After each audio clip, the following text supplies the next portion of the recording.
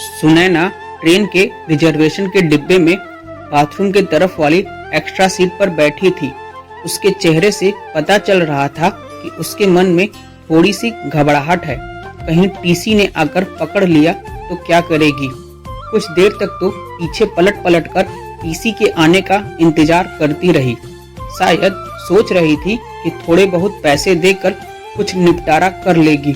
देखकर यही लग रहा था कि जनरल डिब्बे में चढ़ नहीं पाई, इसलिए इसमें आकर बैठ गई। शायद ज्यादा लंबा सफर भी नहीं करना होगा, इसलिए सामान के नाम पर उसके पास एक छोटा सा बैग दिख रहा था। सागर बहुत देर तक उसे देखने की कोशिश करता रहा, शायद चेहरा सही से दिख पाए, लेकिन हर बार वो असफल ही रहा।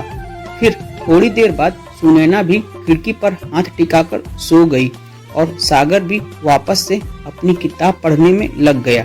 लगभग 1 घंटे के बाद टीसी आया और उसे हिलाकर उठाया। कहाँ जाना है बेटा? अंकल, अहमदनगर तक जाना है। टिकट है? नहीं अंकल, जनरल का है, लेकिन वहाँ चढ़ नहीं पाई, इसलिए इसमें बैठ गई।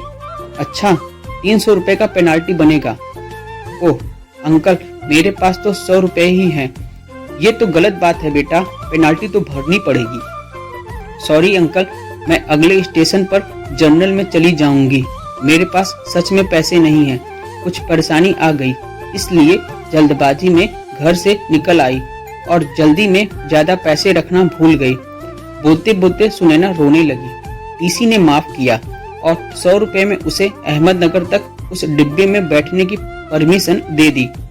टीसी के जाते ही उसने अपने आंसू पोंछे और इधर उधर देखा कि कहीं कोई उसकी ओर देखकर हंस तो नहीं रहा था। थोड़ी देर बाद उसने किसी को फोन लगाया और कहा कि उसके पास बिल्कुल भी पैसे नहीं बचे हैं। अहमदनगर स्टेशन पर कोई जुगाड़ करा के उसके लिए पैसे भिजवा दे, वरना वो समय पर गांव नहीं पहुंच पाएगी। सागर के मन में उथल पुथल हो रही थी। न जाने क्यों सुनैना की मासूमियत उसके तरफ खिंचाव सा महसूस कर रहा था। सागर का दिल कर रहा था कि उसे पैसे दे दे और कहे कि तुम परेशान मत हो और रो मत, लेकिन एक अजनबी के लिए इस तरह की बात सोचना थोड़ा अजीब था।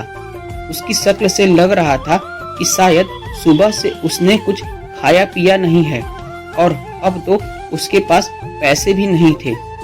कुछ देर तक उसे इस परेशानी में देखने के बाद सागर कुछ उपाय निकालने लगा, जिससे वो उसकी मदद कर सके और उसकी नजरों में गलत भी ना बने। फिर उसने एक पेपर पर नोट लिखा। बहुत देर से तुम्हें परेशान देख रहा हूँ। जानता हूँ कि एक अजनबी हम उम्र लड़के का इस तरह तुम्हें नोट भेजना अजीब भी होगा और शायद तुम्हारी नजर में गलत भी, लेकिन तुम्हें इस तरह परेशान देखकर मुझे बेचैनी हो रही है, इसलिए यह 500 रुपए दे रहा हूँ। तुम्हें कोई एहसान न लगे, इसलिए अपना एड्रेस भी लिख रहा हूँ। जब तुम्हें सही लगे मेरे एड्रेस पर पैसे वापस भेज सकती हो। वैसे मैं नहीं चाहूँगा कि तुम वापस करो। तुम्हारा अजनबी हमसफर। एक चाय वाले के हाथों उसे वो नोट देने को कहा और चाय वाले को सख्त मना किया कि उसे ना बताए कि वो नोट किसने उसे भेजा है। नोट मिलते ही उसने 2-3 बार पीछे पलटकर देखा कि कोई उसकी तरफ देखता हुआ नजर आए तो उसे पता लग जाएगा कि किसने भेजा है, लेकिन सागर तो नोट भेजने के बाद ही मुंह पर चादर डालकर लेट गया था। थोड़ी देर बाद सागर चादर का कोना हटाकर देखा तो उसके चेहरे पर मुस्कुराहट महसूस की। लगा जैसे कई सालों से इस एक मुस्कुराहट का इंतजार था। उसकी आंखों की चमक ने सागर का दिल उसके हाथों में जाकर थमा दिया। फिर चादर का कोना हटाकर हर थोड़ी देर में उसे देखकर जैसे सांस ले रहा था। पता ही नहीं चला सागर को कब आंख लग गई। जब आंख खुली तो सुनैना वहां नहीं थी। ट्रेन अहमदनगर स्टेशन पर ही रुकी थी और उस सीट पर एक छोटा सा नोट रखा था। सागर झटपट अपनी सीट से उतरकर उसे उठा लिया। उस पर लिखा था, धन्यवाद मेरे अजनबी हमसफर। आपका ये एहसान मैं जिंदगी भर नहीं भूलूंगी। मेरी माँ आज मुझे छोड़कर चली गई है। घर में मेरे अलावा और कोई नहीं है, इसलिए आनन फानन में घर जा रही हूँ। आज आपके इन पैसों से मैं अपनी माँ को शमशान जाने से पहले एक बार देख पाऊंगी। उनकी बीमारी की वजह से उनकी मौत के बाद उन्हें ज्यादा देर तक घर में नहीं रखा जा सकता। आज से मैं आपकी कर्जदार हूँ, जल्द ही आपके पैसे लौटा दूंगी।